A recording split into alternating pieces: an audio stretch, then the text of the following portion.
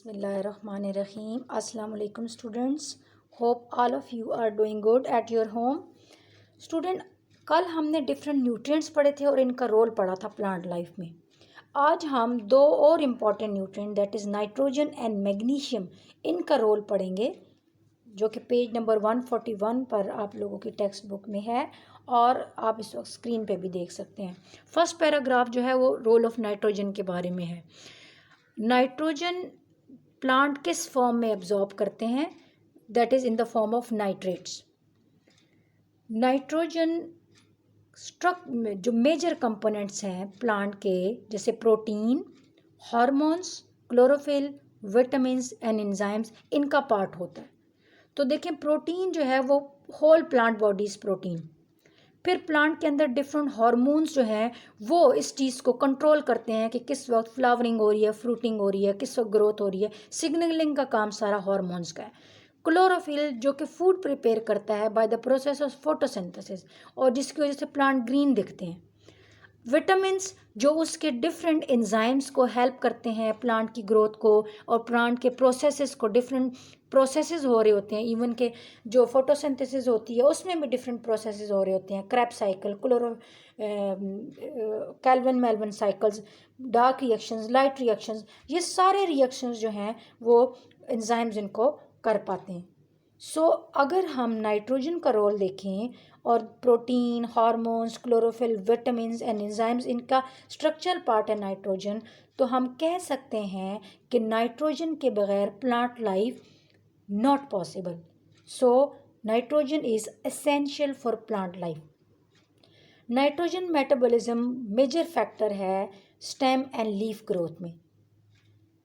अगर नाइट्रोजन की क्वांटिटी ज़्यादा हो जाए तो उसमें क्या होगा कि प्लांट की जो प्लांट बॉडी मैस है वो तो ग्रो कर जाएगा, लेकिन उसमें फ्लावरिंग एंड फ्रूटिंग जो है वो हार्मोन सिग्नलिंग की थ्रू कम होगी या डिले हो जाएगी। और डेफिशिएंसी ऑफ नाइट्रोजन जो है उसकी वजह से प्लांट की अब कमी हो गई है तो उसकी यील्ड जो है वो कम हो जाएगी और प्लांट की जो बॉडी है वो भी छोटी रह जाएगी, कम ग्रोथ करेगी, उसकी ग्रोथ स्टंट होगी। हम कह सकते हैं कि नाइट्रोजन एक इम्पॉर्टेंट स्ट्रक्चरल कंपोनेंट है, असेंशियल है फॉर प्लांट लाइफ। इसकी ज़्यादा क्वांटिटी डेंजरस है, फ्लावरिंग एंड फ्रूटिंग को रोक देती है, और कम क्वांटिटी से प्लांट की बॉडी ही ग्रो नहीं करती, स्टंट रहती है, छोटी रह जाती है। मैग्नीशियम, सेकेंड पैराग्राफ जो है वो role of magnesium in plant life है। मैग्नीशियम भी इंपॉर्टेंट स्ट्रक्चरल कंपोनेंट है और ये भी सेंट्रल कोर बनाता है क्लोरोफिल का। अगर क्लोरोफिल फार्मूला देखें तो बिल्कुल सेंटर में मैग्नीशियम होता है, जो कि बाकी उसकी फार्मूले के कंपोनेंट्स को अलाइन करता है बॉन्ड्स के थ्रू। तो क्लोरोफिल बहुत इंपॉर्टेंट है। मैग्नीशियम की डेफिशिएंसी भी प्लांट लाइफ को इफ़ेक्ट करती है, it is also necessary for the functioning of plant life. Different enzymes के फंक्शनिंग में मैग्नीशियम हेल्प करती है। और इसके अलावा ये एंजाइम्स जो है कार्बोहाइड्रेट्स बनाते हैं प्लांट के लिए, शुगर्स बनाते हैं एंड फैट्स बनाते हैं। ये तीनों components, carbohydrates, sugars and fats, जो कि एंजाइम एक्टिविटी के थ्रू प्रोड्यूस होते हैं, इनके प्रोडक्शन में भी मैग्नीशियम का रोल है। Magnesium is also important for the plant life and it is used for fruit and nut formation and essential for germination of seeds. तो अगर मैग्नीशियम प्रॉपर मिकदार में अवेलेबल होगा प्लांट को तो फ्रूट अच्छे से बनेंगे, नट्स वगैरह उसमें उगेंगे प्लांट में, और उसकी जो सीड है, अगर सीड में स्टोरेज है मैग्नीशियम की तो सीड भी ग्रो करेगा और उससे प्लांट बन सकेगा। डेफिशिएंसी ऑफ मैग्नीशियम क्या करती है, जैसे कि हमने पढ़ा है कि ये क्लोरोफिल का स्ट्रक्चरल कंपोनेंट है, तो अगर डेफिशिएंसी है तो क्लोरोफिल प्रॉपर फंक्शन नहीं कर पाएगा और इसमें भी येलोइंग हो जाएगी लीव्स की और पौधा जो है वो मुरझा जाएगा, wilting of leaves. Hope so आपको ये टॉपिक अच्छे से समझ आ गया होगा। आपने जो आपको स्कूल की तरफ से नोट्स प्रोवाइड किए गए हैं उसमें मैंने इनके क्वेश्चंस बनाए हुए हैं। आपने वो क्वेश्चंस नीट कॉपी पे लिखने हैं और उनको मेमोराइज करना है। Thank you.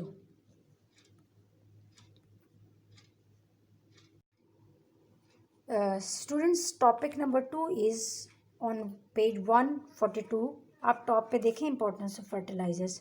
सबसे पहले फर्टिलाइजर्स होते क्या हैं? fertilizers are those materials which are when added to the soil when are added to the soil they give a desirable characteristics of the plant. यानी हम फर्टिलाइजर्स को जब ऐड करते हैं सॉइल के अंदर तो उसमें उगने वाले जो पौधे हैं वो हमें हमारी ख्वाहिश के मुताबिक फ्रूट्स देते हैं, फल देते हैं और उसकी ग्रोथ भी फास्टर होती है और जो उसमें फ्लावर्स भी आते हैं तो वो भी अच्छे होते हैं. सो इसकी जो डेफिनेशन है ये यहाँ से फर्स्ट पैराग्राफ से है कि fertilisers are the materials which when added to the soil gives the plants with a desirable characteristics. desirable characteristics कौन कौन सी हैं जो ब्रैकेट में है? more fruit, faster growth, more attractive flowers. such materials were named as fertilizers. क्योंकि ये start में तो ह्यूमन बींग्स को पता नहीं था कि फर्टिलाइजर्स क्या होते हैं, लेकिन जब उन्होंने कल्टीवेशन स्टार्ट की, जब ह्यूमंस ने प्लांट्स ग्रो करना स्टार्ट किए तो तब उन्हें पता चला कि ये कुछ मटीरियल्स ऐसे हैं जिनको अगर हम सॉइल में ऐड करते हैं तो हमें मतलूबा रिजल्ट मिल जाता है. लिहाजा इसको नाम क्या दिया गया? Fertilizers. So fertilizers are the materials which when added to the soil they gives the plant with desirable characteristics. ठीक है, more fruit, faster growth, more attractive flowers. अब कितनी टाइप्स हैं इस फर्टिलाइजर्स की? इनऑर्गेनिक, ऑर्गेनिक, 2 टाइप्स हैं. Inorganic जैसे कि नाम से ज़ाहिर है इसका सोर्स ऑर्गेनिजम्स नहीं होंगे, इनऑर्गेनिक है. ज़्यादातर ये पहाड़ियों में से जो पत्थर होते हैं वो टूट फूट के बारिश के पानी के साथ नीचे ज़मीन पे आते हैं और वो न्यूट्रिएंट्स प्रोवाइड करते हैं, इनऑर्गेनिक न्यूट्रिएंट्स प्रोवाइड करते हैं, जिसमें नाइट्रोजन हम पीछे पढ़ के आ चुके हैं सबसे इम्पॉर्टेंट फर्टिलाइज़र है. तो अगर वो नाइट्रोजन है तो उसको हम बोलते हैं नाइट्रोजन फर्टिलाइज़र. ओके, सोर्स जैसे कि मैंने आपको बता दिया है, नेचुरली अकरिंग जो इनऑर्गेनिक फर्टिलाइजर्स का सोर्स जो है वो नेचुरली अकरिंग रॉक्स हैं. कौन कौन से rock? Phosphate rock, elemental sulphur यानी सल्फ़र के जो रॉक्स हैं, एंड जिप्सम, ये इसके सोर्स हैं.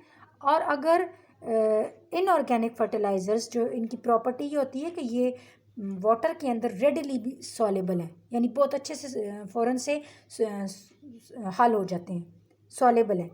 तो जब ये डिज़ोल्व फ़ौरन से हो जाते हैं तो यूँ जब प्लांट अपटेक करता है वाटर की थ्रू द रूट्स तो साथ में ये मिनरल्स जो हैं, इनऑर्गेनिक फर्टिलाइजर्स भी जो हैं प्लांट को प्रोवाइड हो जाते हैं और प्लांट की ग्रोथ में ये या यूँ कह लें इमीडिएटली रोल प्ले करते हैं. इनऑर्गेनिक फर्टिलाइजर्स जैसे कि नाम से ज़ाहिर है इनका सोर्स ऑर्गेनिजम्स हैं, यानी 2 तरह के ही होते हैं organisms, plants and animals. Both plants and animals के जो फीसेस हैं, जो यूरिन है और प्लांट्स की जो डेड बॉडी है, जो प्लांट्स के ऑटम में लीव्स गिरते हैं, ये या प्लांट बॉडी अगर कट के नीचे ज़मीन पे गिर जाती है तो ये सब सोर्स ऑफ फर्टिलाइज़र्स हैं, ऑर्गेनिक सोर्स ऑफ फर्टिलाइज़र्स हैं फॉर द प्लांट्स. लेकिन ये टाइम लेते हैं फर्दर डिके होने में, इनको रेडी टू यूज़ होने में, as compare to organic fertiliser. Organic fertiliser फ़ौरन से सॉलेबल होते हैं और वाटर में डिज़ोल्व होके प्लांट को मिल जाते हैं. ऑर्गेनिक फर्टिलाइज़र्स टाइम लेते हैं फर्दर ब्रोकन डाउन होने में और रेडी टू यूज़ होने में. तो अगर क्वेश्चन आपसे कोई पूछे कि ऑर्गेनिक फर्टिलाइज़र और इनऑर्गेनिक फर्टिलाइज़र अगर दोनों हमने सॉइल में डिज़ोल्व किए हैं तो कौन से फ़ौरन से प्लांट की ग्रोथ में हेल्प करेंगे, तो वो है इनऑर्गेनिक फर्टिलाइज़र. और रीज़न मैंने आपको बता दिए. ठीक है, जो ऑर्गेनिक फर्टिलाइज़र्स होते हैं, मैन्योर एंड कंपोस्ट, वो हम यूज़ करते रहते हैं अपनी डेली लाइफ में प्लांट्स को करने के लिए, अच्छी ग्रोथ प्रोवाइड करने के लिए. और ये इनकी एक प्रॉपर्टी, जैसे इनऑर्गेनिक फर्टिलाइज़र्स हैं वो उनकी ज़्यादा क्वांटिटी डेंजरस होती है, लेकिन ऑर्गेनिक जो फर्टिलाइज़र्स होते हैं ये सॉइल की क्वालिटी को इंक्रीज़ करते हैं. सॉइल में जो ऑक्सीजन को अपने अंदर डिज़ोल्व करना है, जो सॉइल की ड्रेनेज है यानी कि स्टैगनेंट वाटर को रोकने के लिए, तो ये सारी सॉइल क्वालिटी इंक्रीज़ हो जाती हैं ऑर्गेनिक फर्टिलाइज़र्स की वजह से. So it is much better और इसके जो ड्रॉबैक्स हैं वो भी कम है. आप इस टॉपिक को भी अच्छे से समझें, इनके डिफरेंस को, ऑर्गेनिक इनऑर्गेनिक को आप और अपनी नीट नोटबुक्स पे लिखें और याद करें. Thank you.